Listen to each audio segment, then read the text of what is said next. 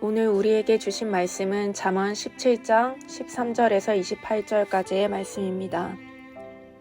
누구든지 악으로 선을 갚으며 악이 그 집을 떠나지 아니하리라. 다투는 시작은 둑에서 물이 새는 것 같은즉 싸움이 일어나기 전에 시비를 그칠 것이니라. 악인은 의롭다 하고 의인은 악하다 하는 이 두 사람은 다 여호와께 미움을 받느니라. 미련한 자는 무지하거늘 손에 값을 가지고 지혜를 사려함은 어찌 민고. 친구는 사랑이 끊어지지 아니하고 형제는 위급한 때를 위하여 낳느니라. 지혜 없는 자는 남의 손을 잡고 그의 이웃 앞에서 보증이 되느니라. 다툼을 좋아하는 자는 죄가를 좋아하는 자요 자기 문을 높이는 자는 파괴를 구하는 자니라. 마음이 굽은 자는 복을 얻지 못하고 혀가 패역한 자는 재앙에 빠지느니라. 미련한 자를 낳는 자는 근심을 당하나니 미련한 자의 아비는 낙이 없느니라. 마음의 즐거움은 양약이라도 심령의 근심은 뼈를 마르게 하느니라. 악인은 사람의 품에서 뇌물을 받고 재판을 굳게 하느니라. 지혜는 명철한 자 앞에 있거늘 미련한 자는 눈을 땅끝에 두느니라. 미련한 아들은 그 아비의 근심이 되고 그 어미의 고통이 되느니라. 의인을 벌하는 것과 기인을 정직하다고 때리는 것은 선하지 못하니라. 말을 아끼는 자는 지식이 있고 성품이 냉철한 자는 명철하니라. 미련한 자라도 잠잠하면 지혜로운 자로 여겨지고 그의 입술을 닫으면 슬기로운 자로 여겨지느니라.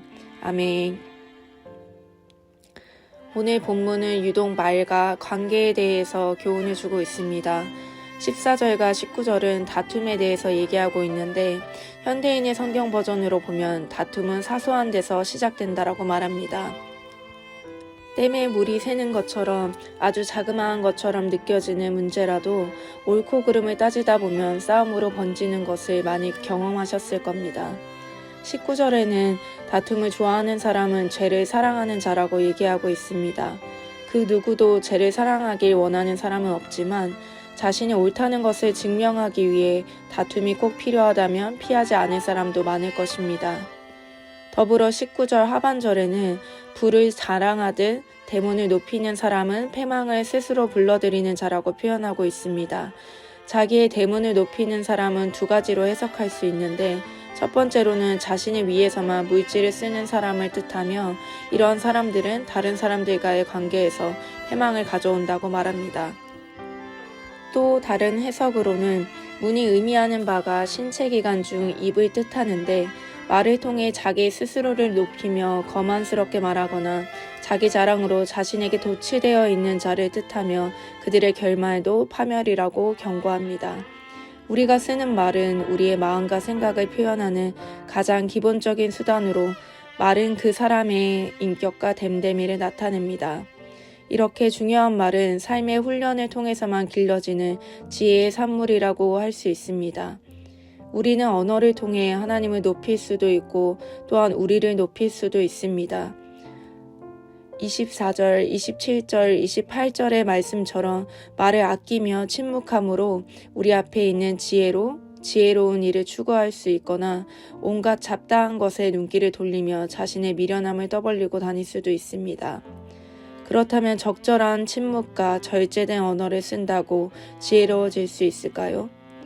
언어는 내면의 가장 깊은 생각을 나타내기에 20절에 얘기하듯이 먼저는 우리의 마음이 굽어 있거나 비뚤어진 마음을 바로 잡아야 할 것입니다. 이를 위해 무엇이 바른 마음인지 하나님의 진리의 빛으로 우리를 비춰 어그러지고 교만한 마음을 비워내고 진리에 순종하는 삶이 훈련되어야 할 것입니다. 더불어서 하나님을 경외함으로 모든 말과 행동을 아끼며 가장 다스리기 어려운 혀를 함부로 놀리지 않도록 절제가 훈련되어야 할 것입니다. 오랫동안 익숙해진 미련한 말을 버리고 지혜롭게 말하는 것을 훈련하는 것은 여간 쉽지 않은 일일 것입니다. 그래서 16절에 미련한 사람은 돈을 가지고 지혜를 사려고 합니다. 그 이유는 지혜가 좋아 보이지만 그렇게 자신을 부인하며 훈련될 생각이 없기 때문입니다. 하지만 하나님이 인정하시는 지혜로운 삶은 하나님을 경외하는 훈련의 과정 없이는 절대 얻어질 수 없는 훈련의 결과입니다. 그래서 오늘부터라도 다시 거룩한 언어, 지혜로운 언어를 위한 훈련을 결단하는 우리가 되면 좋겠습니다. 스스로를 높이거나 다른 이를 낮추는 말을 버리고 하나님과 그 형상을 지닌 영혼들을 세우는 복된 말을 해봅시다.